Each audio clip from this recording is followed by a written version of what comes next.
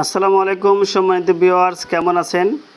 আশা করি সবাই ভালো আছেন। আবারও আপনাদের সামনে হাজির হয়েছি নতুন একটি বিষয় নিয়ে।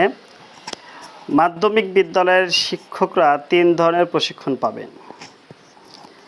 বিষয়টি আমরা জানতে পেরেছি দৈনিক শিক্ষা.com-এ একটি রিপোর্টে প্রকাশিত হয়েছে যে মাধ্যমিক স্তরের শিক্ষার্থীদের ঝরে পড়ার হার কমিয়ে আনার উদ্যোগের অংশ হিসেবে learning acceleration in secondary education Lay's প্রকল্পের আওতায় প্রথম ধাপে এবার প্রতি জেলা থেকে মোট 70 জন শিক্ষকরা পাচ্ছেন 3 ধরনের বিশেষ প্রশিক্ষণ।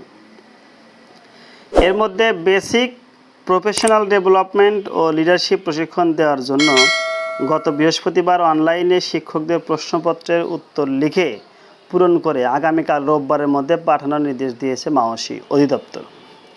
এই সংক্রান্ত নির্দেশনায় মাওসি অধিদপ্তর বলেছে, প্রশিক্ষণের প্রকৃতি অনুযায়ী প্রশ্নপত্রের উত্তরদাতারা বেসিক প্রশিক্ষণে প্রতি জেলা থেকে ন্যূনতম 20 জন, অনূর্ধ্ব 40 বছরের বয়সের শিক্ষক ও 5 থেকে 10 জন প্রতিষ্ঠান প্রধান ও সহকারী প্রতিষ্ঠানের প্রধান অংশ নিতে পারবেন। বেসিক প্রশিক্ষণের প্রশ্নপত্রের লিঙ্ক দেওয়া আছে। ঠিক একইভাবে প্রফেশনাল ডেভেলপমেন্ট প্রশিক্ষণের প্রতি জেলা থেকে ন্যূনতম 20 জন 40 বয়সের শিক্ষক যারা বাংলা, ইংরেজি, গণিত, বিজ্ঞান বিষয় শ্রেণীকক্ষে পাঠদান করেন ও 5 থেকে 10 জন প্রতিষ্ঠান প্রধান ও সহকারী প্রতিষ্ঠান প্রধানের অংশ নেবেন। প্রফেশনাল ডেভেলপমেন্ট প্রশিক্ষণের প্রশ্নপত্রের লিঙ্কও এখানে দেওয়া আছে। আবার লিডারশিপ প্রশিক্ষণের প্রতি জেলা থেকে ন্যূনতম 5 জন প্রতিষ্ঠান প্রধান, 5 জন সহকারী প্রতিষ্ঠান প্রধান অংশগ্রহণ করতে পারবেন। এই লিডারশিপ প্রশিক্ষণের লিঙ্কও এখানে দেওয়া আছে, https তারপরে দেওয়া আছে, আপনারা দেখে নেবেন।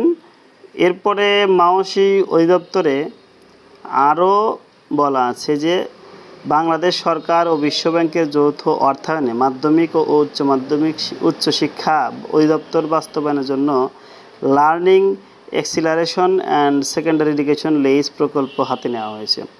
এ প্রকল্পের আওতায় মাধ্যমিক পর্যায়ে শিক্ষকদের দীর্ঘমেয়াদী বেসিক ও প্রফেশনাল ডেভেলপমেন্ট প্রশিক্ষণ এবং প্রতিষ্ঠান প্রধান ও সহকারী প্রধানকে লিডারশিপ প্রশিক্ষণ দেওয়া হবে। প্রশিক্ষণগুলোর চাহিদা নিরূপণের, প্রশিক্ষণের প্রয়োজন মূল্যায়ন, বিশেষজ্ঞ ও সংশ্লিষ্ট অংশীজনের সহায়তায় প্রশ্নপত্র প্রণয়ন করা হয়েছে।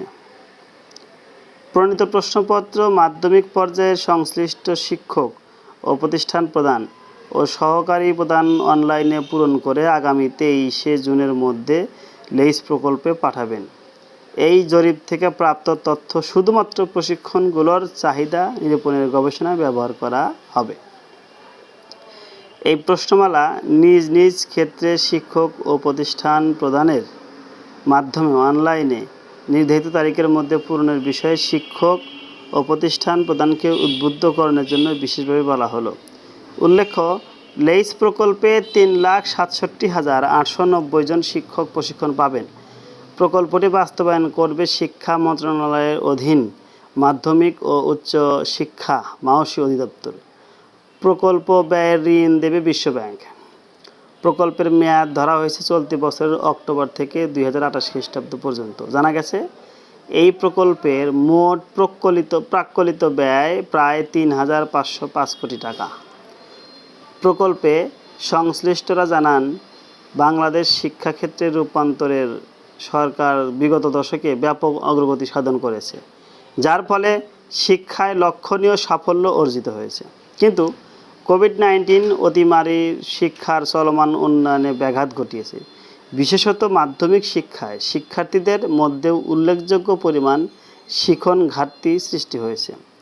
এই সমস্যা নিরসনে নতুন শিক্ষাক্রমের চাহিদা পূরণে বাংলাদেশ সরকার বিশ্বব্যাংকের সহযোগিতায় learning acceleration in secondary education প্রজেক্টটি গ্রহণ করেছে। তো এই ছিল আজকের আলোচনার বিষয়। আশা করি বিষয়টি শিক্ষক মহোদয়রা বুঝতে পেরেছেন।